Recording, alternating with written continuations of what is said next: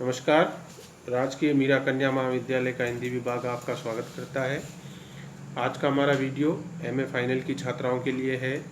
और कल जो हमने निबंध पढ़ रहे थे हम लेखन धर्म की व्यवसाय, आज हम उसको समाप्त करेंगे।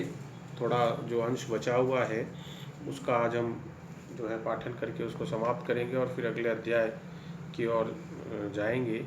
तो कल जो हम बात कर रहे थे कि जो एक रचनाकार होता है और एक कलाकार होता है, और एक उसकी रचना और कला को बेचने वाला व्यक्ति होता है, दोनों में बहुत फ़र्क होता है।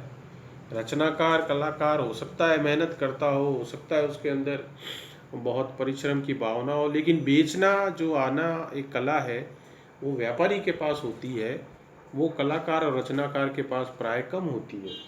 तो जैनेन्द्र कल उसी पर बात कर रहे थे और उसी को आज हम आगे बढ़ाते हुए बात रखते हैं। दोनों में अंतर महान है और उस अंतर को बढ़ाने और बनाने वाली वस्तु मशीन है जो आधुनिकता का हमें वरदान है। यानी ये जो कलाकार और उसको जो कला या जो रचनाकार लेखक साहित्यकार होता है उसको व्यवसाय के रूप में ढालने वाले में जो मुख्य सबसे बड़ी चीज़ है वो है मशीन। मशीन के जोर से लेखक की बद्दिशी पांडुलिपि को हजारों लाखों की संख्या में पक्की साफ और सुंदर पोथियों के रूप तक कौन पहुंचाता है। यानी चाहे कितना ही गंदा घटिया लिखा हुआ हो, लेकिन अगर व्यापारी तय कर ले कि बाजार में पुस्तक को बेचा जाना है या किताबों को स्कूल कॉलेजों तक पहुंचाना है उसको, तो यह आप देख सकते हैं कि वो कहाँ कहाँ तक पहुंचेगा। अब अगर हम अपने से ही जुड़ी हुई बात करें तो आप स्वयं देख लीजिए कि बाज़ार में 1 वीक सीरीज, गोल्डन सीरीज, ये तमाम तरह की इस तरह की जो पासबुक्स और जो 7 डेज ऐसे करके, तो 7 डेज पे आने लगी। हो सकता है कुछ दिनों में ये ना आ जाए 1 हावर सीरीज, यानी 1 घंटे में ही आप जो है कर लीजिए। तो ये बिकती है तभी तो बाज़ार में है, और इनको बेचने की कला है अगलों में, तभी ये बिकती है। कोई पुस्तकें नहीं ले रहा है आज की तारीख में हमारे। तो ये क्या हुआ, ये हुआ व्यवसाय। यानी अगले जो व्यक्ति है वो इतने मतलब उस तरह से कह दीजिए इतने वैसे हैं कि वो उनको बेच रहे हैं और लोग ले रहे हैं उनको, चाहे इसमें उनका शॉर्टकट समझिए या कुछ भी समझिए। तो ये जो चीज़ हुई ये किससे हुई? मशीन से। पहले लोग हाथ से लिखते थे तो 1 या 2 प्रतियां ही लिख पाते थे।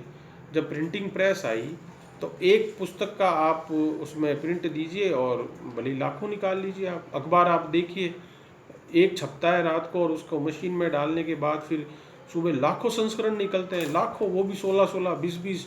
अंग्रेजी अखबार देखेंगे तो 24-24 पेज के जो है वो अखबार निकल जाते हैं। तो यह जो चीज़ है ये मशीन के द्वारा संभव हुआ कि इतना जो है जो एक व्यक्ति का काम होता था वो आज लाखों की संख्या तक पहुंच जाता है। इस काम की आंख और जांच रखने वाला आदमी को कोई कम नहीं कह सकता, लेकिन जो ऐसा काम को संभालता है लाखों तक पहुंचाने का, वो भी कोई कम नहीं होता। इस काम में उद्यम चाहिए, साहस चाहिए और पूंजी चाहिए। ये तो कहना ही पड़ेगा कि व्यापार चाहे कोई भी हो उसमें रिस्क तो होता ही है। उसमें एक तरह का आपके अंदर उद्यम चाहिए। परिश्रम बिना कोई व्यापार नहीं हो सकता। चाहे भले आप व्यापार और उसकी कितनी भी बात कर लीजिए, बिना परिश्रम व्यापार नहीं हो सकता। साहस चाहिए, पूंजी चाहिए, और सबसे बड़ी चीज़ तो क्या चाहिए कि व्यापार शुरू करने से पहले पूंजी, कैपिटल। आज आपको उदयपुर में कोई शॉप खोलनी है या अपने गांव में कोई दुकान खोलनी है तो पहली प्राथमिकता क्या होगी कि आपके पास उतना पैसा हो कि आप खोल सको, उतना जेब में पहले पैसा तो हो।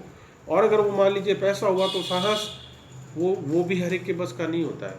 मैं 10 लाख लगाऊं दुकान पे, क्या दुकान चलेगी कि नहीं चलेगी? नहीं चली तो क्या होगा? इन 10 लाख से क्या होगा? मैं कहाँ जाऊँ? ऐसा सोचने वाले व्यापार नहीं कर सकते। और इसीलिए जो व्यापारी जो अपने परिश्रम और साहस से जो कमाता है वो अकल्पनीय होता है, क्योंकि वो दूसरों से अलग होता है जोखिम उठाने के मामले में। इस काम में उद्यम चाहिए और चाहिए परिश्रम चाहिए। सुबह 8 बजे दुकान खुलनी है तो खोलती है लोग, रात को 9-9, 10-10 बजे तक। आप अगर कोविड से पहले जाएंगे, कोरोना से पहले, तो कई लोग हम देखते थे कि सुबह 7, 7:30 बजे तो वो दुकान चले जाते थे और रात को 10-11 बजे आते थे। तो जब आप इतना परिश्रम करेंगे तो उसका रिजल्ट भी जो है सामने होगा। तरह तरह के लोगों से काम लेना और काम निकालना आना चाहिए। हर तरह के लोग आते हैं व्यापार में, हर तरह के लोग पुस्तक खरीदने आएंगे। अगर आप उनको नहीं समझा पाते हैं कि ये ले जाइए, मेरी पुस्तक सबसे अच्छी है, ये आप जो है ले जाइए, हर तरह के लोग से काम निकलवाना आना चाहिए। यानी आप अगर नहीं बेच पाते हैं तो फिर जो है वो भी एक कला होती है। जिनमें ये सब कुछ नहीं, उन बेचारों से कलम ही चलवा कर उद्यमी प्रकाशक यदि उनके पेट पालने की व्यवस्था कर देते और कुछ पैसा उन्हें जुटा देते हैं तो इसमें प्रकाशकों को उल्टा दोष दिया जाएगा। क्या फिर हम प्रकाशक को दोष देंगे कि भाई आपने क्यों जो है इनकी रचनाओं को जो है बेचा और किस लिए ये किया? क्योंकि ये तो उनकी कला है, बेचना, बाजार में आना। और एक आम जनता को आप सोचिए कि कितने कितने सालों से कोई प्रोडक्ट चलता है, वो एक कला होती है जिनमें दुनिया के कामों में दया पालन का कोई आवश्यक नियम नहीं है। फिर भी प्रकाशक दया पूर्वक ऐसा करता है तो इससे अधिक उससे क्या अपेक्षा की जा सकती है? यानी दया धर्म तो होता नहीं है व्यापार में, फिर भी प्रकाशक दया रहन करके कुछ रॉयल्टी शब्द जो है, मैं आपको उससे परिचय करा दूं कि जो भी एक उपन्यासकार, कहानीकार या पुस्तक लिखने वाला, चाहे वो अर्थशास्त्री, डॉक्टर, कोई भी हो, अगर कोई एक व्यक्ति पुस्तक लिखता है तो उस पुस्तक की पांडुलिपि लेके वो प्रकाशक के पास जाता है और उसको कहता है कि साहब ये मैंने कहानियाँ लिखी है, या ये मैंने उपन्यास लिखा है, या मैंने ये जो है पुस्तक बीमारी पे कुछ किसी पे लिखी है, आप इसको छाप दीजिए। तो प्रकाशक कहता है कि मैं आपकी पुस्तक को छाप दूंगा और बदले में जो वो पैसा देता है वो कहलाती है रॉयल्टी। और वो कई जगह फिक्स होती है और कई जगह जो है वो इस तरह से होती है कि जितनी पुस्तकें बिकेंगी उतनी हम आपको रॉयल्टी देंगे। तो ये रॉयल्टी आप एक तरह से आय समझ लीजिए जो पुस्तकों के बिकने पर मिलती है। और अंग्रेजी साहित्य में अगर हम इसकी बात करें तो ये करोड़ों में होती है। अगर आप अंग्रेजी के बड़े लोग जिनको भी आप, जैसे एक अनीता देसाई राइटर हैं, उपन्यासकार हैं, उनकी एक पुस्तक की रॉयल्टी 10 करोड़ आई थी। अब आप सोच लीजिए, हम जब कहते हैं कि हिंदी पीछे क्यों है, क्योंकि हम हिंदी की पुस्तकें नहीं खरीदते और अंग्रेजी में लोग पुस्तकें खरीदते हैं, तो वहाँ एक रचनाकार को एक किताब के लिए 10 करोड़ रुपए दिए गए। क्या हमारे यहाँ संभव है? क्या हिंदी में किसी को संभव नहीं है। 10 करोड़ छोड़िए, आप 10 लाख रुपए भी रॉयल्टी के नहीं मिलते हैं किसी एक पुस्तक पर। तो ये जो चीज़ है, वेतन बांटने वाले मिल मालिक ना हो तो मजदूरों को क्या भूखा ही रहना पड़ेगा? अगर मान लीजिए कोई व्यापारी मिल नहीं लगाएगा तो मजदूर कहाँ से आएंगे? एक भारत के बहुत प्रसिद्ध उद्योगपति थे, उन्होंने कहा था कि आप बात तो सही कह रहे हो कि पैसा बराबर बंटना चाहिए, लेकिन पैसा क्रिएट कौन करेगा, समृद्धि लाएगा कौन? वो समृद्धि लाता है व्यापारी, उद्योगपति। बाजार में पैसा बनाएगा तभी तो आगे जाके बटेगा। तो वह जो होता है वो उद्योगपति करता है अपनी फैक्ट्री खोल के या किसी भी और तरीके से। मिल मालिक तो जैसे मजदूरों का प्रतिपालक है, प्रकाशक उसी तरह लेखकों का पालनहार। जैसे मिल मालिक अपने मजदूरों का पालनहार होता है, वैसे ही प्रकाशक भी राइटर्स का पालनहार होता है। जगत की नीति दुर्दश है, ममता में पढ़कर जगत अपने वेग में कहीं नहीं रुकता। ये जो दुनिया होती है, ये स्नेह, ममता, मोह इसमें नहीं पड़ती है, ये अपनी गति से चलती है, वहाँ उसमें कोई नहीं रुकता। इस अव्यर्थ अमोघ जग चक्र के परिभ्रमण के बीच कोई यदि हठात अपने स्वाभिमान को समक्ष लेकर सत्विक्षत होता है तो वो अपनी जान। इस क्रूर दुनिया में अगर आप कोई अपने सिद्धांत और स्वाभिमान को लेकर जीते हैं तो उसकी कीमत भी आपको चुकानी है। आप 100% आप होंगे, दुनिया आपके साथ नहीं खड़ी होगी। बहुत कम होता है जब दुनिया किसी स्वाभिमानी व्यक्ति के साथ खड़ी होती है। आप भले अपने आसपास भी ज़्यादा दूर जाने की जरूरत नहीं, कहीं देख सकते हैं आप कि जो सही के लिए, सच के लिए लड़ रहा होता है वो प्राय अकेला होता है। चक्र गति निर्बाध और निरंकुश रहेगी। दुनिया की जो गति है, दुनिया का जो चक्र है वो निरंकुश होता है और निर्बाध होता है। तुम्हारे दोहाकार संत मलुकदास होकर मर गए। शुरू में निबंध शुरू किया था मलुकदास के दोहे से, वो तो मर गए। अब उन पर से सदियाँ बीत गई। अरे भाई, उनको तो मरे हुए 100, 200, 400 साल हो गए। अब कोई है जिसको उनकी ओर से सही शास्त्रार्थ का वकालतनामा प्राप्त है, उस पर विश्वास नहीं आता। अब उनकी वकालत या उनके जैसे विचारों को रखने वाला शायद ही कोई हो। लेकिन सबको देने वाला और पालने वाला कोई राम अगर ऊपर नहीं है या कहीं भी नहीं है तो सिवा इस तथ्य के सत्य फिर क्या रह जाता है कि जो हमें पैसा देता है वही मालिक है। यानी अगर हम ये कह लें कि ईश्वर है ही नहीं, अगर हम ये माने कि नहीं सच में कोई ईश्वर नहीं है, तो फिर ये भी सच है।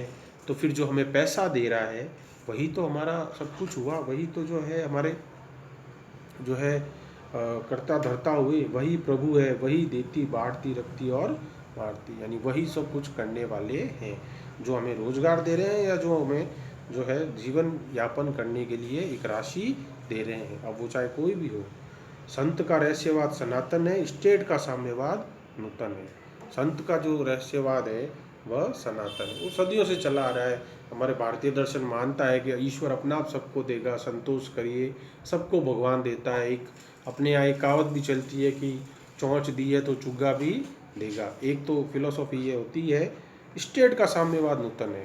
स्टेट यानी कहते हैं हम राष्ट्र को, देश को, सरकार को, और उसका साम्यवाद। साम्यवाद आप जानते ही हैं, राजनीति विज्ञान आपने पढ़ा है।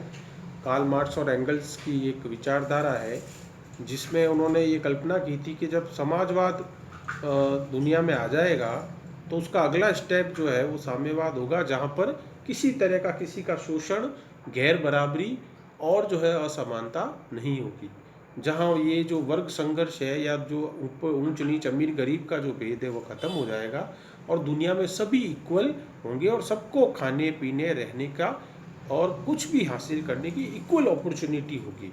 तो हम सरकार का भी काम देखते हैं। हम आपको बहुत तरह की वो स्कॉलरशिप देता है, आपको पढ़ने के लिए लड़कियों की शिक्षा तो अभी फ्री है राजस्थान सरकार की तरफ से।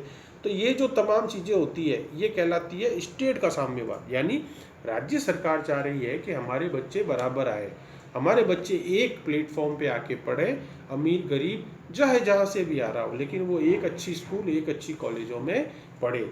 तो ये कहलाता है स्टेट का साम्यवाद। ये नया है ये कॉन्सेप्ट, मतलब जब वो लिख रहे थे जैनेंद्र जी, अब तो बहुत साल हो गए, ऐसी योजनाएं बहुत सारी आ गई अब तो।